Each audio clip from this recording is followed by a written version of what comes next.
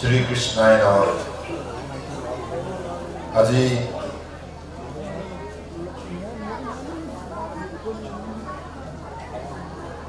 পদুমণি আয়োজিত শ্ৰী শ্ৰীকৃষ্ণ ৰাসলীলা মহোৎসৱ আজি মঞ্চত উপস্থিত থকা খোৱাং সমষ্টিৰ জনপ্ৰিয় বিধায়ক আপোনালোকৰ অতি মৰমৰ চক্ৰধৰ গগৈ ডাঙৰীয়া, ডিব্ৰুগড় উন্নয়ন প্ৰাধিকৰণৰ মাননীয় অধ্যক্ষ অসীম হাজৰিকা ডাঙৰীয়া,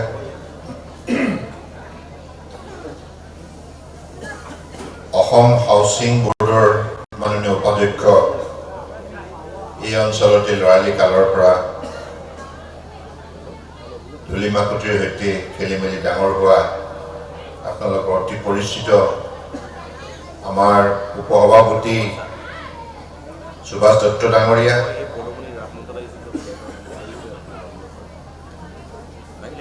উদযাপন সমিতিৰ মাননীয় সভাপতি মিণ্টু শৰ্মা ডাঙৰীয়া, কাৰ্যকৰী সভাপতি বুধেশ্বৰ শইকীয়া ডাঙৰীয়া, সাধাৰণ সম্পাদক পংকজ বৰা ডাঙৰীয়াৰ লগতে উদযাপন সমিতিৰ পৰম শ্ৰদ্ধাৰ কৰ্মকৰ্তাসকল, আজি মঞ্চত উপস্থিত থকা পৰম শ্ৰদ্ধেয় ৰেৱকান্ত বৰা ডাঙৰীয়া, লোহিত শইকীয়া ডাঙৰীয়া, ডিব্ৰুগড় বিশ্ববিদ্যালয়ৰ মাননীয় অধ্যাপক ডক্টৰ শৈলেন ভূঞা ডাঙৰীয়াৰ লগতে সদৌ অসম ছাত্ৰ সন্থাৰ একালৰ সতীৰ্থ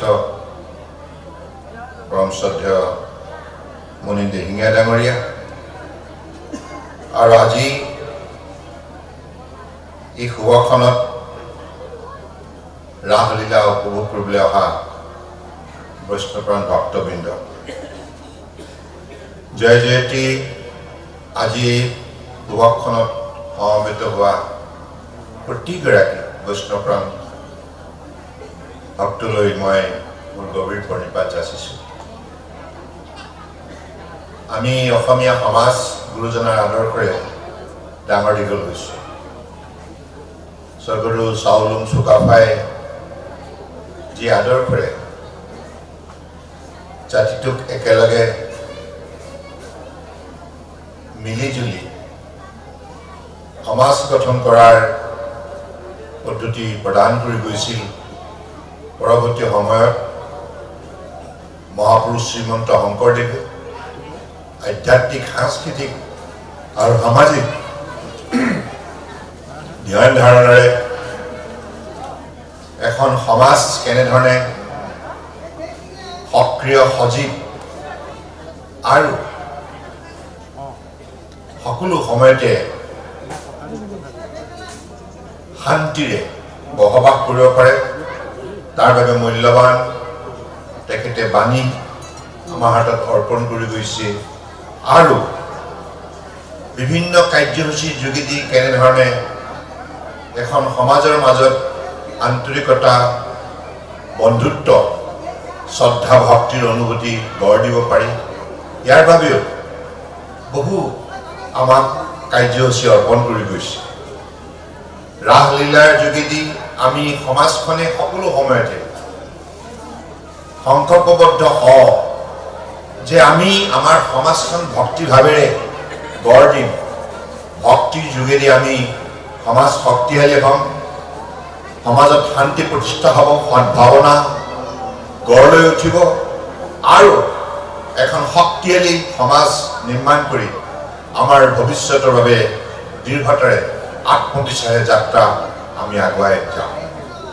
গতিকে মই ভাবোঁ যে আজি ৰাসলীলাৰ যোগেদি অসমীয়া সমাজখনে শদিয়াৰ পৰা ধুবুৰীলৈকে বিভিন্ন প্ৰান্তত উঠি অহা প্ৰজন্মক সেই অনুভূতি গৰাকী কৰি তোলাৰ বাবে প্ৰয়াস কৰিছোঁ। কাৰণ মই আজি অলপ আগতে কণ কণ কেইজনমান ভাইটিক পালোঁ, তেখেতসকলে ভাও দিব, মই সুধিলোঁ চাহ খাই থাকোঁতে তোমালোকে ভাও দিবা, কৈছে ভাও দিম। এতিয়া সেই যি আমাৰ কেইজন কণ কণ ল'ৰাই এই মহামঞ্চত যেতিয়া ভাও দিব, ভাও দিয়াৰ পাছত তেওঁলোকে গোটেই ৰাসৰ যিটো তাৎপৰ্য, ইয়াৰ যিটো মানুহৰ জীৱনত গুৰুত্ব, সেইটো তেওঁলোকে নিজেই উপলব্ধি কৰিবলৈ সক্ষম হ'ব। কাৰণ ভাও দিয়াৰ লগে লগে ৰাসলীলাৰ সন্দৰ্ভত মাতৃ পিতৃৰ পৰা কিছু হ'লেও তেখেতসকলে জ্ঞান আয়ত্ত কৰিব আৰু পৰিচালক মণ্ডলীয়ে তেখেতসকলক কোনটো ভাও কেনেধৰণে কৰিব লাগে এই কথাবিলাক যেতিয়া বিৱৰণ দিব, মই ভাবোঁ তেনেধৰণে তেওঁলোকৰ মানসিকতাত এটা শক্তিশালী ভক্তিভাৱৰ চেতনা গঢ় লৈ উঠিব। গতিকে আজি একবিংশ শতিকা কলিযুগ, এই যুগত মানৱ সমাজে যিটো প্ৰত্যাহ্বানৰ সন্মুখীন হৈছে, এই প্ৰত্যাহ্বানৰ প্ৰত্যুত্তৰ দিব লগা হ'লে আমি সকলোৱে মানৱীয় অনুভূতিটোক বিশেষভাৱে আমাৰ ব্যক্তিত্ব নিৰ্মাণত গুৰুত্ব প্ৰদান কৰিব লাগিব। মূল্যবোধৰ আধাৰত এখন সমাজ কেনেধৰণে মিলা প্ৰীতিৰে থাকিব পাৰে, এই অনুভূতিটো প্ৰদান কৰিব লাগিব।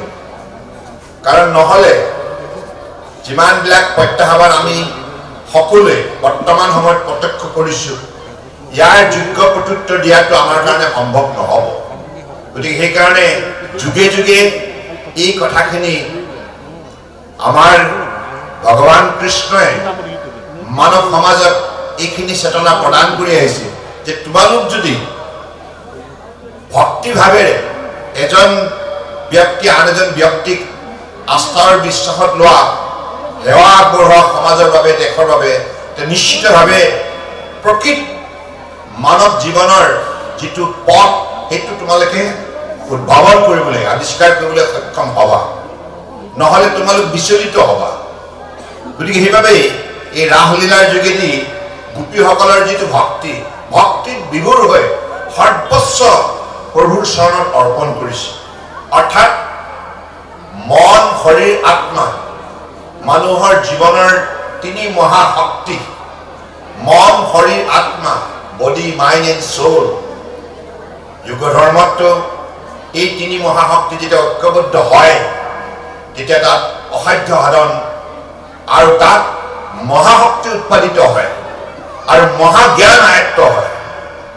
গতিকে এই ৰাসলীলাৰ যোগেদি এই মন, শৰীৰ আৰু আত্মাক একাকাৰ কৰাৰ যিটো প্ৰয়াস, ইয়াৰ যোগেদিহে মই ভাবোঁ যে আমাৰ উঠি অহা প্ৰজন্মই জীৱনৰ বাটত মানৱ জীৱনৰ যিটো মূল্যবোধ, মানৱ সমাজৰ যিটো মূল্যবোধ, আমাৰ চিন্তা, আমাৰ কাম, এই সকলোবিলাকৰ যিটো বিশেষ ইয়াৰ যিটো গুৰুত্ব, এই কথাবিলাক প্ৰকৃতাৰ্থত আয়ত্ত কৰিবলৈ সক্ষম হ'ব। গতিকে মই সেইকাৰণে ভাবোঁ যে পদুমণি অঞ্চলৰ ৰাইজে যোৱা ৪৯ বছৰে যিটো সাধনাত মগ্ন হৈছে, এই সাধনাৰ যোগেদি নতুন প্ৰজন্মক মানুহ হিচাপে গঢ় দিয়াৰ যিটো প্ৰয়াস কৰিছে, ইয়াৰ পৰা মানুহ নিৰ্মাণ হ'ব। কাৰণ মানুহৰ আকাৰ থাকিলে মানুহ হ'ব নোৱাৰে। মানৱ আৰু দানৱ, ভাল আৰু বেয়া, দুইটা গুণৰ অধিকাৰী আমি। এতিয়া প্ৰশ্ন হ'ল আমি কোনটোক প্ৰাধান্য দিম? ভালটোক প্ৰাধান্য দিম নে বেয়াটোক উদগনি দিম? এই সিদ্ধান্ত মানুহে কিছুমানে ল'ব নোৱাৰে। এই সিদ্ধান্ত ল'ব নোৱাৰাৰ বাবে মানুহ বিপদত পৰে, মানুহ বিচলিত হয়। গতিকে আজি পদুমণি অঞ্চলত আপোনালোকে উঠি অহা প্ৰজন্মক আধ্যাত্মিক শিক্ষাৰে, সাংস্কৃতিক ধ্যান ধাৰণাৰে মানুহ হিচাপে, মানৱতাৰ পূজাৰী হিচাপে গঢ় দিয়াৰ প্ৰয়াস কৰিছে। এই মহৎ প্ৰচেষ্টাটোক মই হৃদয়ৰ পৰা ভক্তিভাৱেৰে শলাগ লৈছোঁ। আপোনালোকে শলাগ লোৱা নাই নেকি?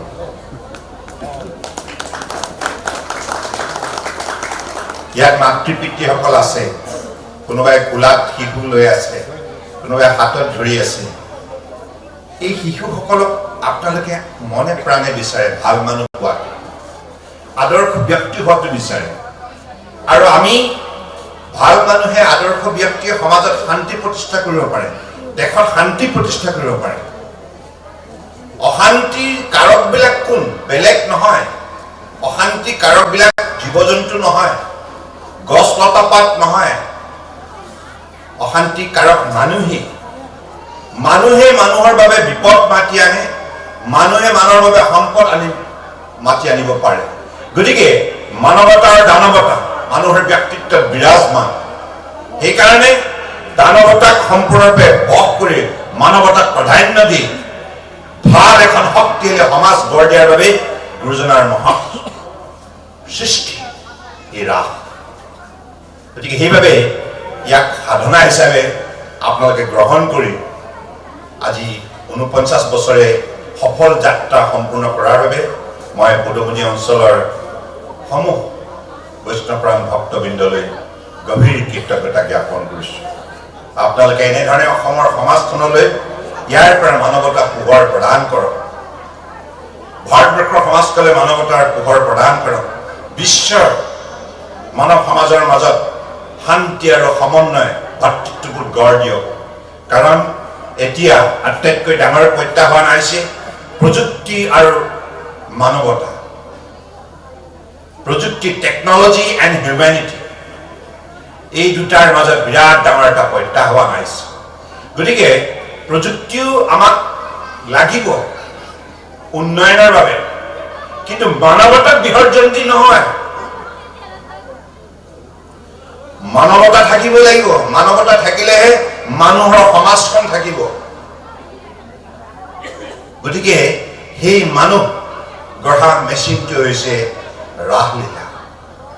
এনেধৰণৰ মহৎ আধ্যাত্মিক সাংস্কৃতিক কাৰ্যক্ৰমণিকাহে মানুহৰ মনত প্ৰকৃত মানৱীয় চেতনা গঢ় দিব পাৰে। গতিকে সেই চেতনাক গঢ় দিয়াৰ প্ৰচেষ্টাত আপোনালোকে আত্মনিয়োগ কৰিছে।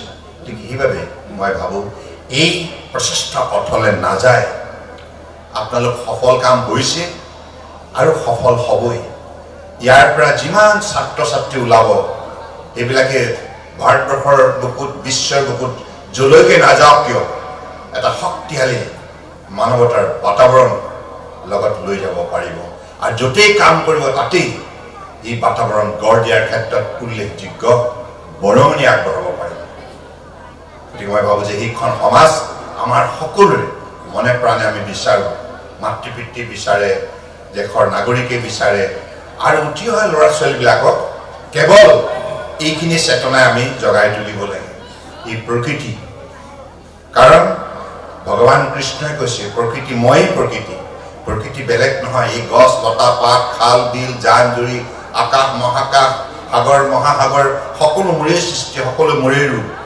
গতিকে সেই প্ৰকৃতি প্ৰেমী হিচাপে আমি আমাৰ এই পৃথিৱীৰ বায়ুমণ্ডল বিশুদ্ধ কৰি ৰাখিব লাগিব, যাতে জীৱ জগত ইয়াত সুকলমে বসবাস কৰিব পাৰে।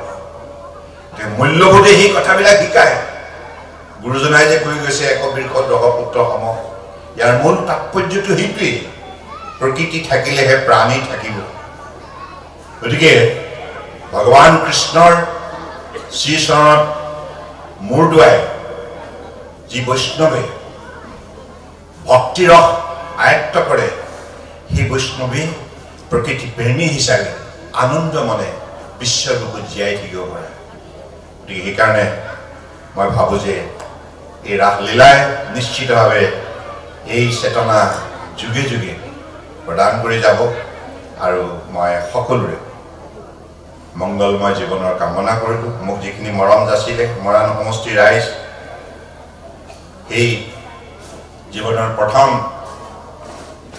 যিটো পৰীক্ষা মৰাণ সমষ্টিৰ পৰা মোৰ মনত পৰে ২০০১ চনত এটা জটিল সন্ধিখনত, এটা কঠিন ৰাজনৈতিক বাতাবৰণত ইয়াৰ পৰাই মোক আপোনালোকে বোকা পানী গচকি গাঁঠিৰ ধন ভাঙি বহু কষ্ট স্বীকাৰ কৰি জনপ্ৰতিনিধি হিচাপে নিৰ্বাচিত কৰিছে।